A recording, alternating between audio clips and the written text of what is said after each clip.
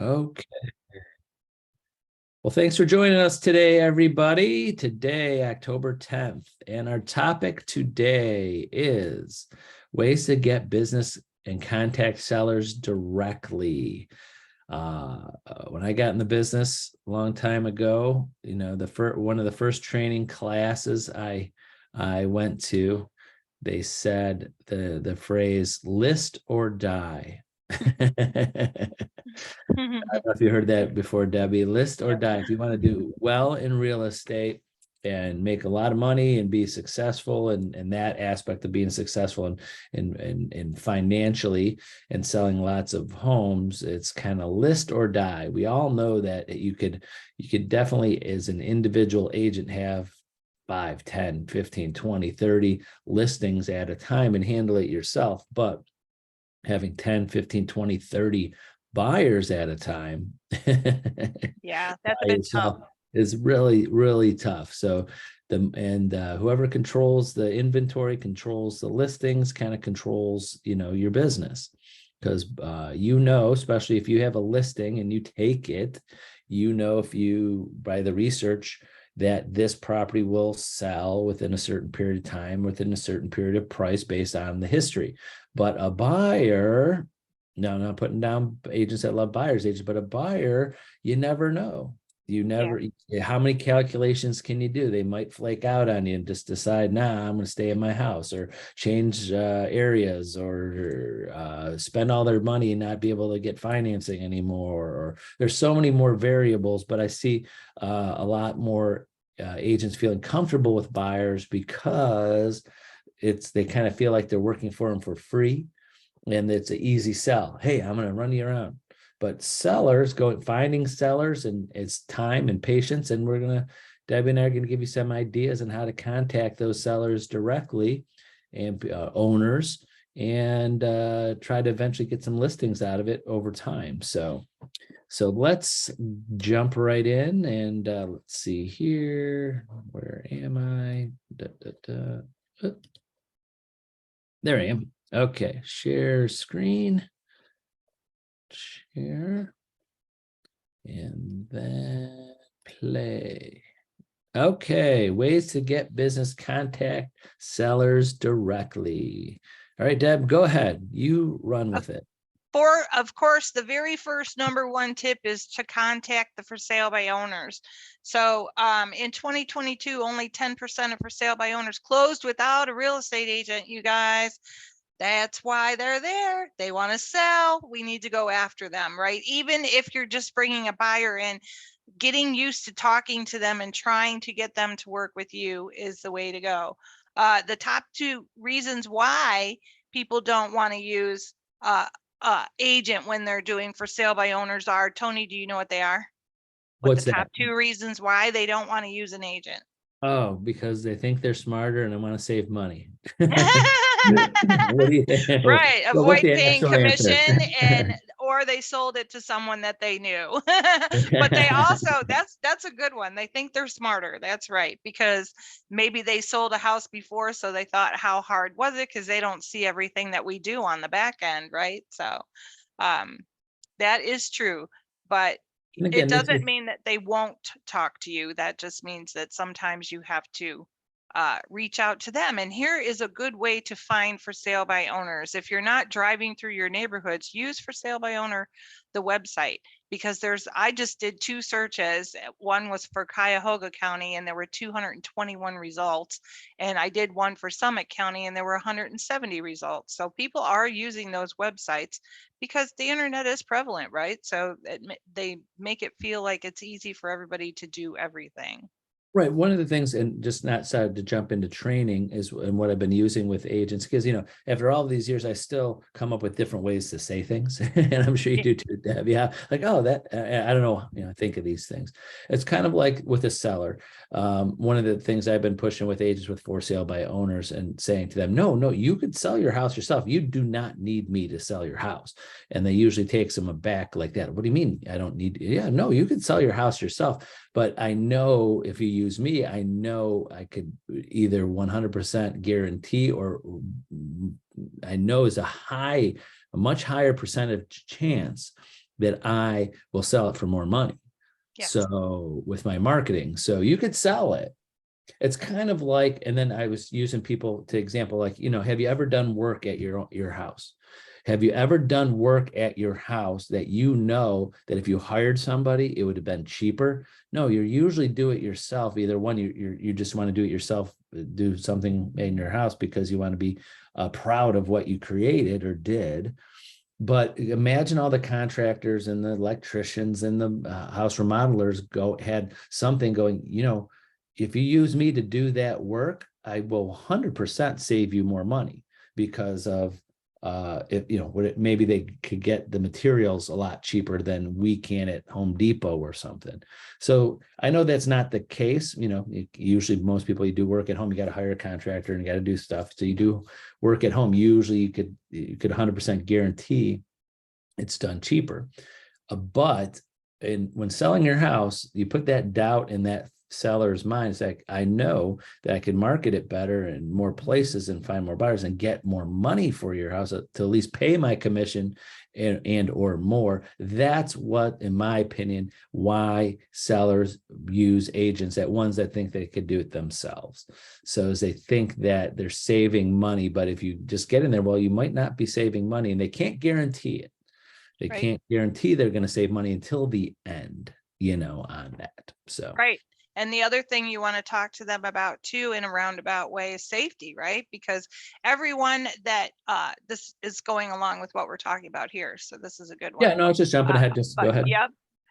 But everyone knows that when you're using a real estate agent to list your property, what goes on the door? A lockbox. So that means that not just the seller themselves is not letting a random person come through their house and look at it. We have control because an agent has to be the one to be there to open that door, to let people in and walk them through your house. So it's safer when you're using an agent. And a lot of people don't think about that. Plus, we're also, as real estate agents, telling our sellers, make sure you put your valuables away, lock your computer up and such, so that, because you could have people that hit for sale by owners just because they want to scope out the house and see what they can come back and get. Unfortunately, that is the world that we live in right now.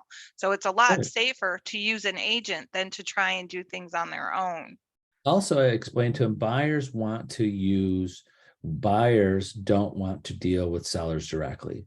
They want the service. They want the people that are going to be at their beck and call, answer their questions, call at 10 o'clock at night. They don't want to deal with a seller directly. No one does. Example, again, other things that I try to explain to people, it's kind of like, I could tell everybody there's a very easy way. You could eat at any restaurant you want and save about 25 to 30% on any restaurant you want to go to. And people are like, what do you mean? How can you save? I go, you just go and take it out and take it home. Why do people go to restaurants and pay the tax, pay the tip? They want the service. You could get the same food, but they want the service. People pay for service. Buyers want to pay for service. They want an agent. They want to work with another agent. They want someone to serve them, especially when they're buying the most expensive thing they usually were going to buy. Why would they want to do it themselves and go right through a seller directly? So again, if you had two houses next to each other for the exact same price, who wouldn't want to buy the one with the agents involved where they're doing all the work for you? Yeah. So you explain these kind of things and give comparisons of why people hire people to do things for them, because they want to. So go ahead. Sorry about that. No, that's perfect. And that's why we do this together, so you can give your opinions as well. But this one also goes over a little bit of the differences of why people want to use a real estate agent instead of not using one, because there's myth and then there's the reality.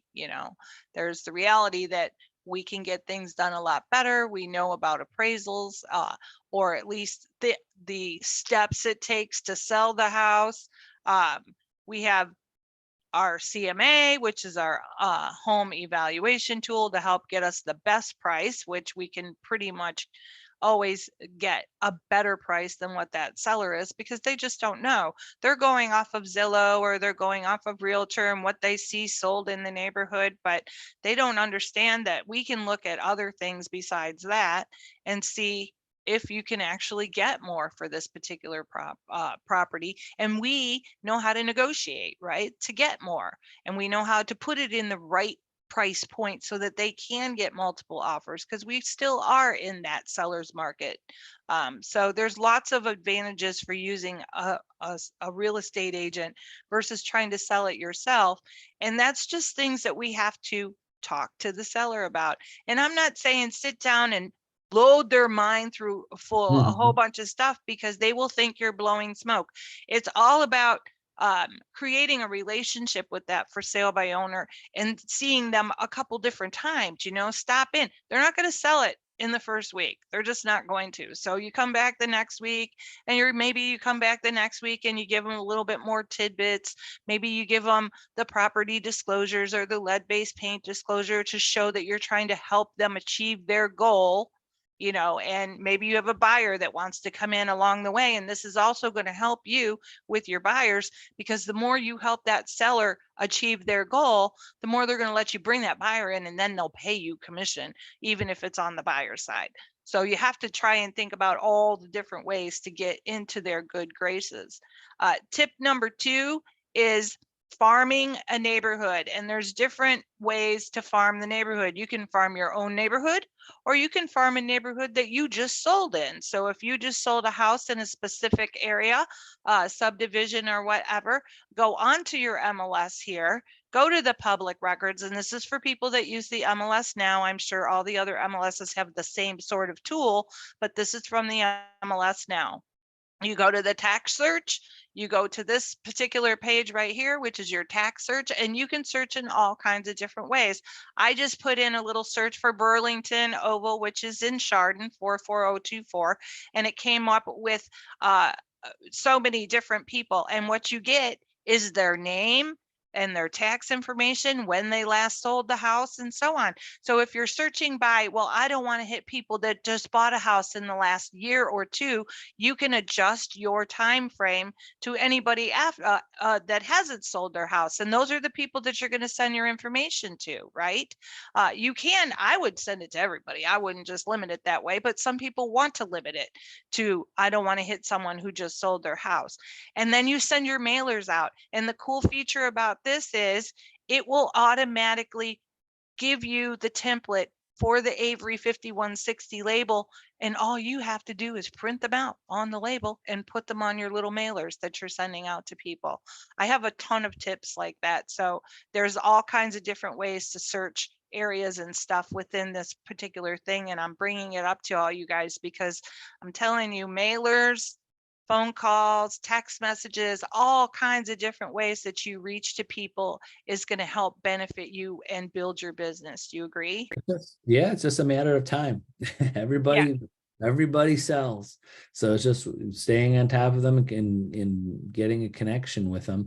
And I know if I could paint a great picture of someone agent, every time someone buys a house, even in your farm area, is have them on a drip. Because eventually 5 years from now, 7 years from now, they'll be looking to sell. Now, sometimes the first thing I say to agents, well, that's not my buyer that bought that house.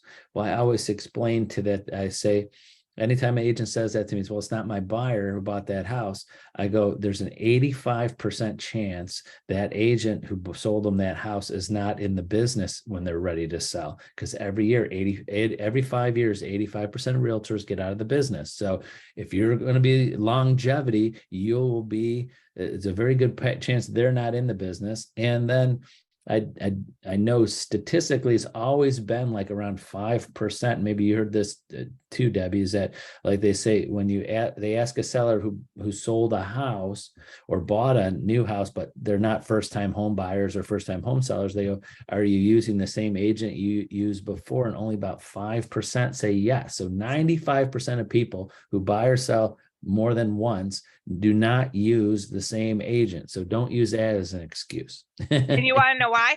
They can't remember your name. Exactly. Because you haven't been constantly keeping up with them. That's why.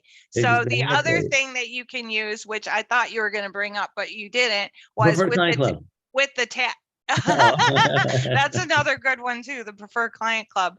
But with this tag search, it's only giving you their name and their address, right? So there is other tools to get their phone number and their email, because you did say put them on a drip, but to put them on the drip, you need their email address, right? There Exactly. is a program called Knock Knock, which is from Canvas that we actually connected to, where you can search off of the MLS. You can also search off of a map, and you can click on a person's property. And if you have paid your $20 fee a month to Knock Knock, you can click up in your browser, you click on it, you click the knock, and it will give you the seller's name, phone number, email address.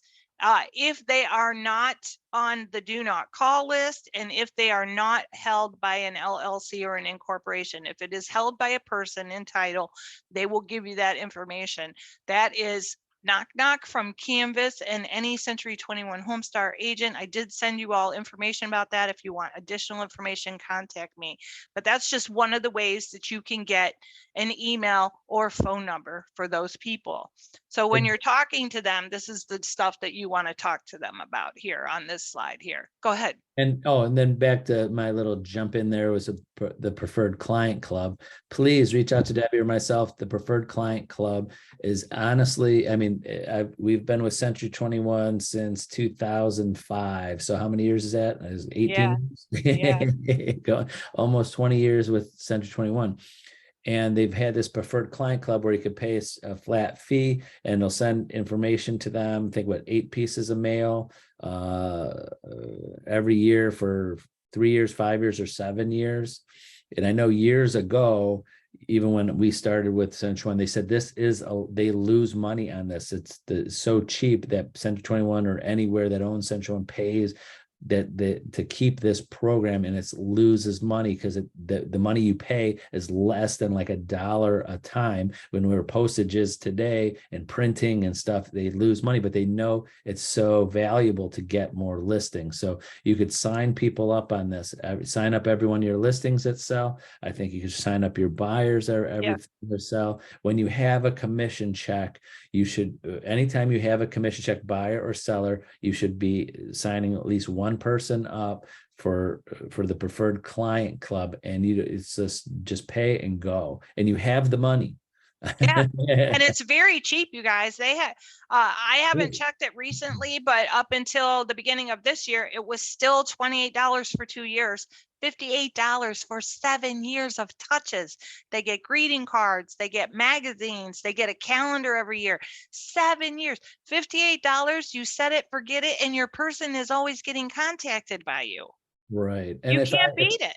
If I could paint a picture, I would tell agents is that you as soon as you sold a listing, send out just sold postcards, sign up a couple people in that neighborhood that you just had a listing in the preferred client club, especially if it's an upper end neighborhood where you know the payoff will be a lot more. It might be, you know, $300,000, $400,000, $500,000 houses, and you're like, you just spent, it's at maybe less than $500 of your commission check to touch base with like 10, 15 people in a neighborhood that upper end homes that you just sold a listing in a way to call them every couple months to make sure they're getting your mailers and things. Again, but you got to invest the time and money in there. So next, did we go over this one yet, or am I ahead of myself here? Nope. We're talking about different ways to reach out to them, but when you're talking to them, do your research so that you can call the seller by name and look at the listing history if there is any on the MLS. So even when you're talking about for sale by owners, check them out, see if they ever listed their house before, because you can get a lot of data from the MLS and Realist and RPR. RPR has really bucked up their game. I'm kind of liking that a little bit more these days. And look at the property records on all of those things, so you know what you're talking about, so the seller can't, they'll be like, wow, this person really put some time into finding out who I am and what's going on with my property. That's pretty impressive. So, and then Ask them also what their expectations are, or what prompted you into selling your home if you're getting the for sale by owner, or even if you're not talking to a for sale by owner and you're just reaching out to a potential seller, have conversations about, do you know what's happening in the real estate market, and stuff like that. So you can try and guide them in the direction of selling their house. We have a lot of buyers out there, you guys. We don't have a lot of inventory. So we have to think of creative ways to get the houses out there for our buyers. People will sell.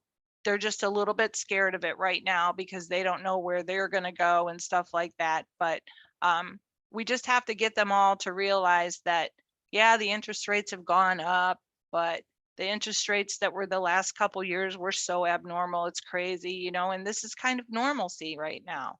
And it's up to us to provide our value and tell them all of this stuff. So just a little recap of, if you're trying to find for sale by owners and such, make sure you're doing your research online through your tax records, or drive through just different areas regularly. And if the house is still for sale the next week, contact them again and say, hey, how's it going? Did you get any buyers? Tell me what your feedback is from people when you talk to them, and make a conversation with them. Build a relationship. That's something we're really, really fond of here at Century 21 Homestars, building relationships with people, because that's how you get referrals. The more that people can see that you are actually worth your money, Right. because you know what you're talking about, the more they're going to want to talk to you about different stuff. Okay. And to our free CE. Yeah. All right. So Got we lots got, of good ones coming up. yep, we got John Dewey on the list there for fair housing. Hush has a couple really fun ones coming up. Mike Ferrante is going to give you some secrets of working with buyers. That should be interesting. I took that years ago, but I'm sure his tactics have changed since our industry has changed recently. And Hash is talking about tax returns and self-employment and mortgages in the month of December. So we got some real good classes there. Of course, your little link to the purchase agreement is still there. And if you ever want to catch any of our videos, they're always on YouTube. So there you go, everybody. And the last. Oh, the last. Of course, it's October. So we have to talk about pumpkins and Halloween. And I don't know if you can really read it, but my little tidbit was, I will always carve out time for your referrals and give them a little carving thing. I picked this one because you can buy this kit for $3.94 at Walmart. Right? So if you put your little tag on there and you put your card on there, you can pop by a few people that you know, even if it's just family and friends, and give them a carving kit for Halloween. Everybody likes to carve pumpkins and stuff. Plus, they're going to remember that you dropped off a couple things. You can even hit your past clients for that. Or even if you have a listing with somebody, give it to them too. Make sure that you're getting your name out there for everybody. And I know I've talked to some agents that have been using, just going on Amazon and buying things for people and sending. You can buy anything on Amazon, send it to anybody. True. That's very true. So if you could send stuff, but obviously it's not as personable, but at least it's better than nothing. And then you could call people to let them know, because if you get packages and they don't know who ordered them or who sent them on there. Yeah. But yeah, if you don't want to, go to Walmart or get something delivered and then go to people's houses, especially if it's further along, because we have agents that might drive 45 minutes, an hour to go sell a house. And you're like, by the time I get, it's cheaper for me to buy it through Amazon than the gas money and time to send it. Yep. Or even worse, because I know this happened. It used to happen to me a lot years ago. I'd buy holiday related gifts and things, and I want to give people and never get a chance to do it. And it's past the holidays already. You can't give, a pumpkin carving kit in December. So you're just going to have save them in a box for next year. So, but I guess the main thing is carving out time and the money, if it's something they want to buy for people. And especially when you have commission checks, you should be putting stuff aside in a business account for these type of marketing things that you should be doing. So, yep. All right, well, is that it for today? That's it for All today. right, Yep. Laura, go back in, stop sharing. Well, okay, well, thanks for joining us, everybody. We'll be back next Tuesday. And remember, reach out to Debbie or myself. We'd love to talk about these things and help you out. So call us anytime. We'll put you on our calendar. Yep. Bye-bye. Bye-bye.